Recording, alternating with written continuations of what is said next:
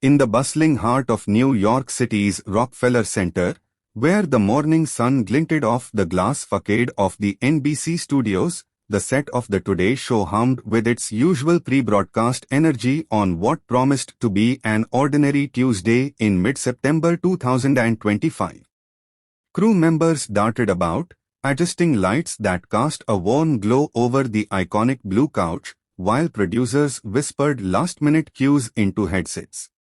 Roker, the veteran weatherman with his signature bow tie slightly askew from the morning rush, stood tall at the anchor desk, his easy smile masking the subtle fatigue of another early call time. Beside him, co-hosts Savannah Guthrie and Hoda Kotb exchanged light banter about the day's headlines, rising coffee prices, and a breakthrough in renewable energy, setting a tone of casual optimism for the millions tuning in across America. The control room buzzed with anticipation as the clock ticked toward 8:45 a.m., the slot reserved for a special musical segment featuring none other than Chaka Khan, the undisputed queen of funk, whose voice had defined generations with soul-stirring anthems like I'm Every Woman and Ain't Nobody.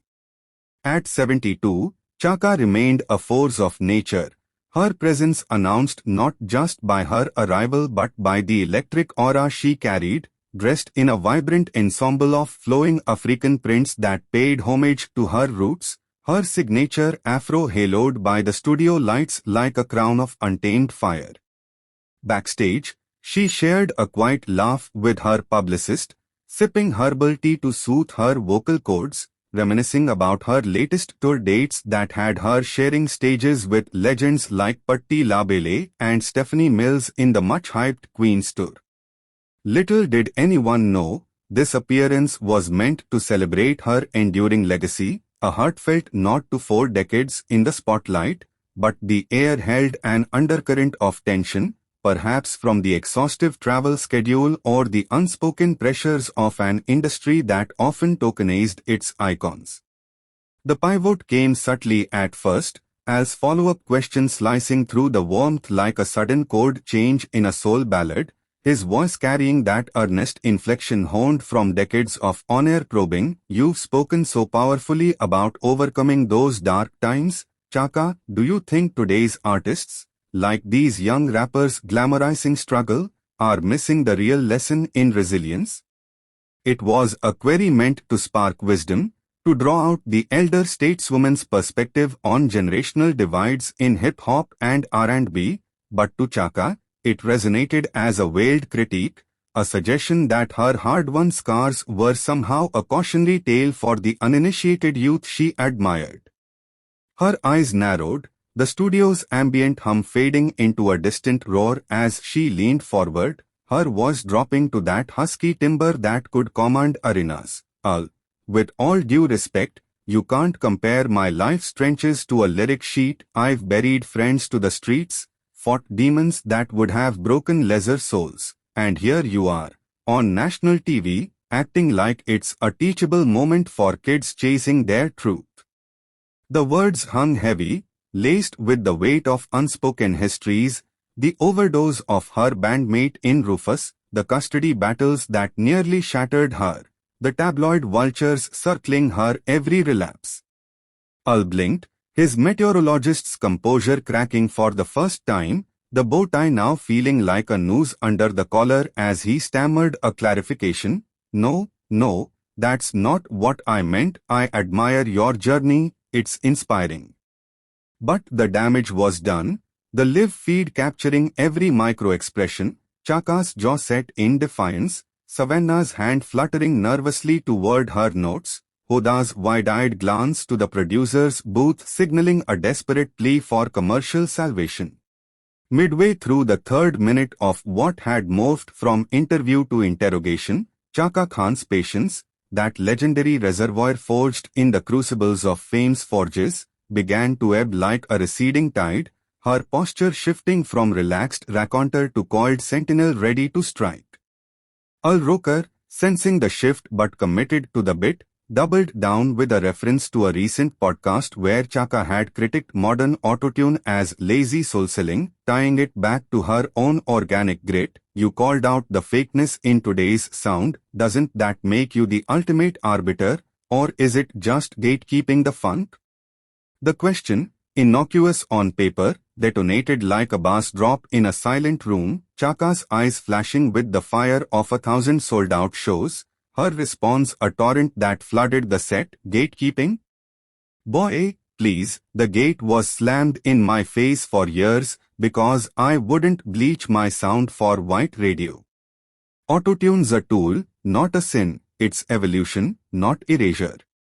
You sit here in your weatherman suit judging artists who innovate while you recycle the same sunny forecast. The barb landed with precision, as chuckle dying in his throat as the co-hosts froze, Savannah's script crumpling slightly in her fist, Hoda mouthing silent pleas to the heavens for a swift ad break. The studio, once a sanctuary of scripted levity, now crackled with unspoken electricity, the audience's murmurs swelling into a low hum of empathy and shock, phones aloft capturing the unvarnished exchange for posterity. As the fourth minute bled into the fifth, the studio's atmosphere thickened to molasses, every breath labored under the weight of words unspoken yet screaming, Chaka Khan's regal bearing now a bulwark against the encroaching tide of Roker's persistent probing, his questions evolving from curious to combative in the heat of rebuttal. But Chaka, isn't there a line between authenticity and alienating your audience? Your own lyrics preach unity, yet here we are divided, pressed, his gesture encompassing the tense tableau, the blue couch now a battlefield scarred by ideological shrapnel. Chaka's response was volcanic, erupting with the pent-up magma of decades. Unity? I sang for it when you were forecasting flurries, marching with belts on for civil rights while my hits topped charts but doors stayed locked.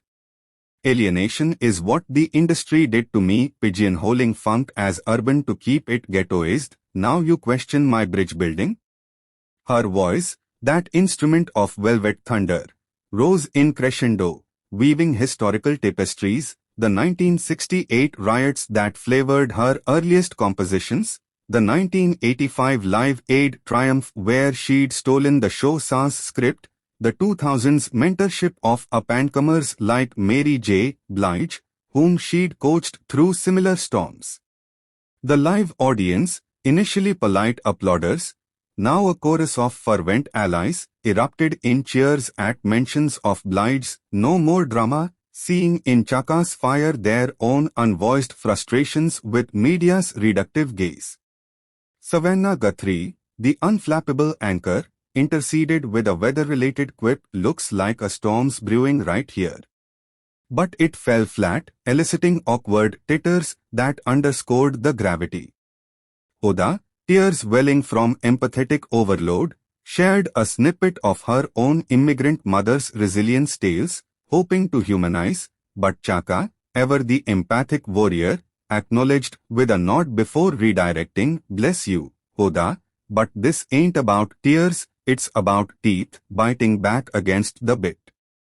By the sixth minute, the set had transformed into a coliseum of candor, the iconic Today Show plaza visible through windows now a ironic backdrop to the internal tempest, where Chaka Khan's unyielding stance had Roker retreating into defensive diplomacy, his usual affable patter fraying at the edges like an overplayed vinyl groove.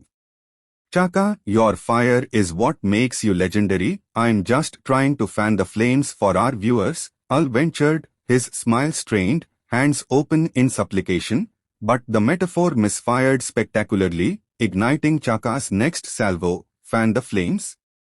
You mean stoke the spectacle, turn my testimony into your teaser, my trials into trending topics.